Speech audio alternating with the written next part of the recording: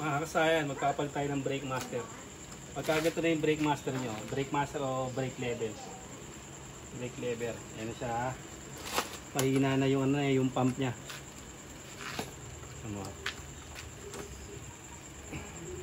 Meron pa siyang meron pa siyang preno, pero hindi na siya ganun kalakas. Ito kahit anong motor to depende lang kung ano yung bibili nyo. Ito pang XRM, pang XRM 110, Wave 100, yung ganyan, maliit Wave 100. Euro Racing 110, pare-pares lang siya yung brake level. Maliit o malaki, pares lang siya. Pag pinaikot natin siya, meron pa rin siyang preno. Pero malambot na yung niya. Tapos putok na yung niya dito. Putok na yung mga goma niya, yung para sa hangin. Yung pambomba. Ngayon ang gagawin nyo, pagka ganito, pababain nyo muna yung niya pababain nyo muna yung kanyang fluid.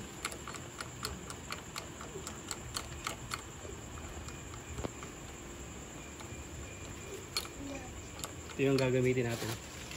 Kesa bumili kayo ng ng repair kit. May repair kit naman na nabibili nito. Kompleto na yung mga spring, yung goma.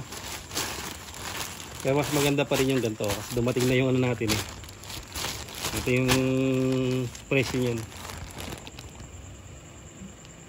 Ayan yung kanyang presyo. Murang-mura lang. Kesa bibili pa tayo ng repair kit. Tingnan lang natin kung goods na goods. Ito wave pang wave 100 kasi maliit. Rusi Yuri. Mga wave style. Yung XRM natin mas malaki. Yan, ito lang yung gagawin natin dyan.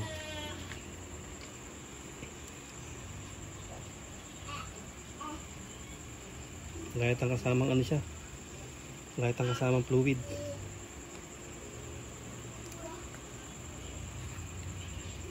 Tanggalin natin to ito. 8. Diyan natin siya ipapalit. Yung kasi maluwag Yung iba may kasamang fluid Ito parang wala.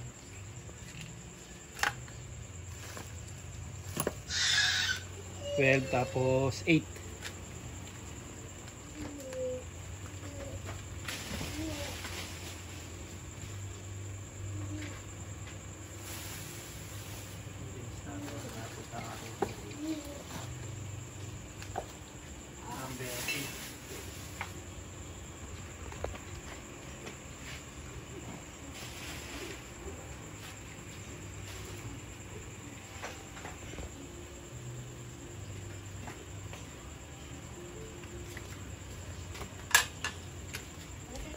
Tinatanggalin natin dalawang number 8.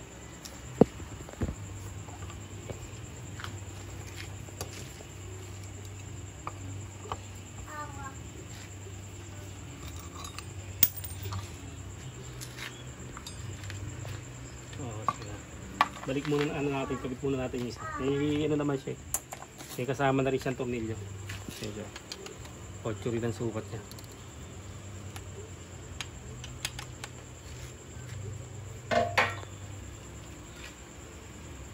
Simple lang to sa mag-repair kit pa tayo. Ayan ito yung mga sira na dyan Wala na yung mga goma na pampalakas ng bomba.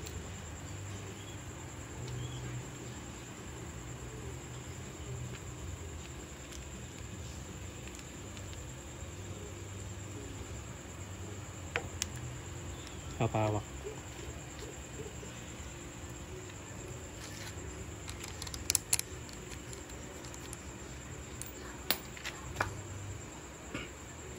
May sign siya na up Yan. Yung up pataas yan. Sa taas yung up. Para hindi bumaligtad yung natin. Pag tornilyo. Kagandahan, bago na rin siya.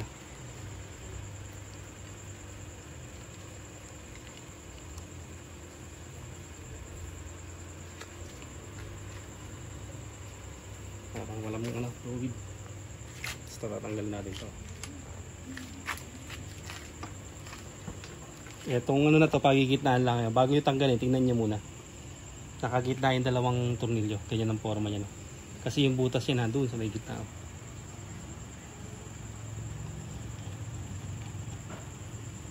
Yan yung forma natin. Para pag tinanggal natin, alam kagad natin na yung pagpupwestuhan.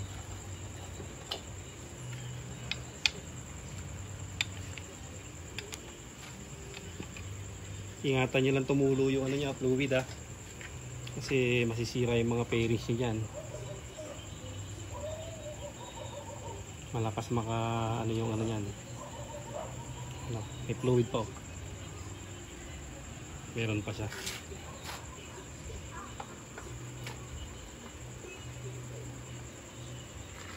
Tapos ang gagamitin na rin natin yung yung siyempre yung tornilyong bago na rin.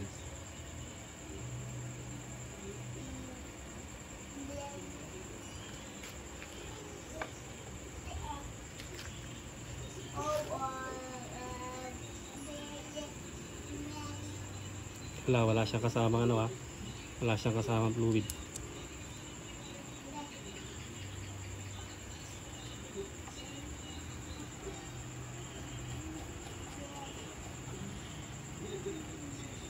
Sabihin mag-aana pa tayo ng fluid.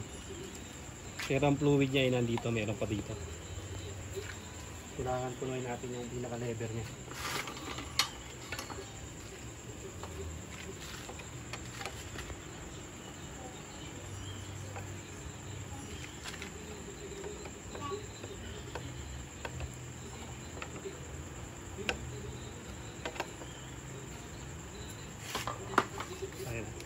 Malambot pa siya. Ibig sabihin kasi magsasaling pa tayo ng fluid. Ito na kasi ito na yung natin, fluid. Pwede yung DOT3 o DOT4 yung natin, fluid natin Buksan natin to. Maluwag lang to buksan pagka bago pa. Hirap lang siya buksan pag matagal na. Kadalasan ginagamitan pa ng sinsil.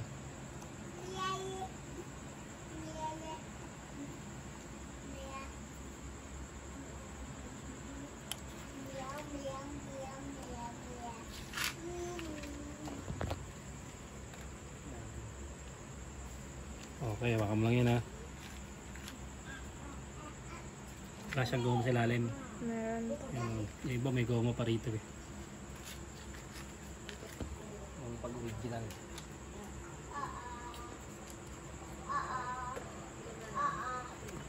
Yung ingatan yung tumulo. Kasi babakbakin yung pintura nyo pag tumulo siya. Huwag nyo munang tatakpan Bigayin nyo lang siya ng dahan-dahan. Bababayin lang natin siya.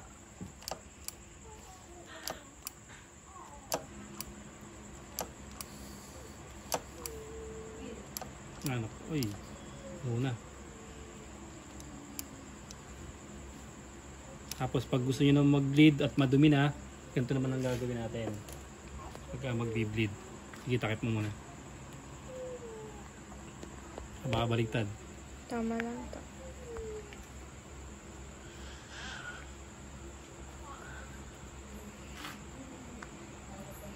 Huwag itong hihigpitan mabuti, yung tama lang. Usa naman itong umihigpit kasi fluid yan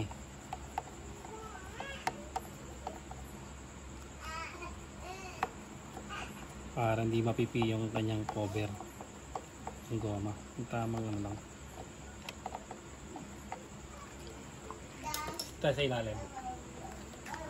Pagka dito sa pinan nyo yung nyo ingatan yung matalsikan yung inyong mags o pairings. Sigurado yan, mababakbak yan. Malakas ang dito gagamit tayo ng 8. Tingnan natin kung mabubuksan pa kasi sobrang kalawang 8mm ang gagamitin natin yan.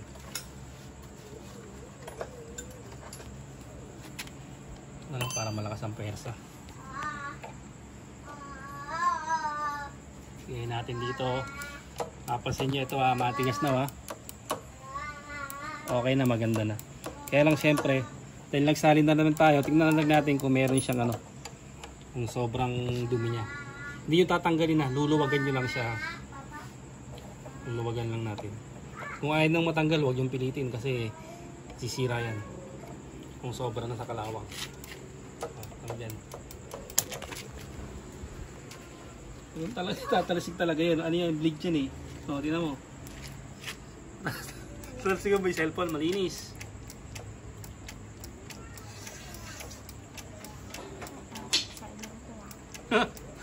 Matuwa pa. Tusigan ka? Bumanda? Tingnan mo, malinis na Puti na ba? Puti na to. Ayan, tingnan nyo Malinis naman dito. Pag ganyan, higpitan na natin.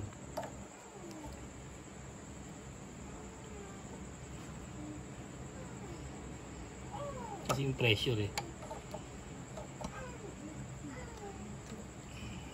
Tapos takpan. Yung goma lang na may pantakip niyan. Tapos sa taas ulit tayo. Pabayin muna natin.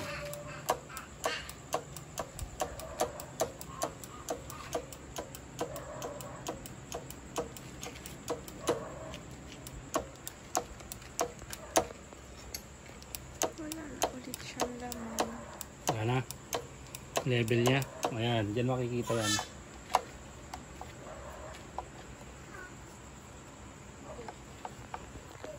Kahit anong motor to kasaya sabihin niyo na kung anong model ng motor niyo ang gagamitin niyo.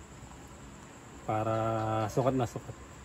Bawa, ito ilalagay niyo sa pang-wave niyo, babangga yung niyo. Babangga yung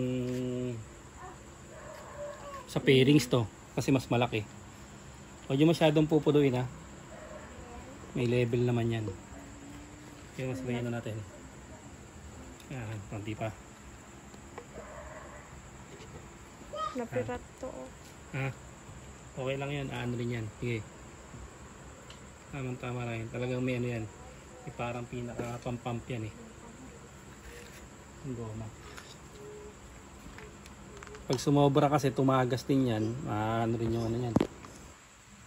Kailangan may nakahanda na kayong pampunas. Yung iba tubig. Yan yung ginagamit dyan.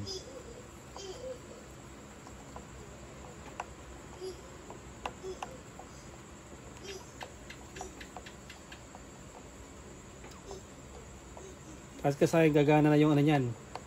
Gagana na yung brake light niya. Pwede na uling ikabit.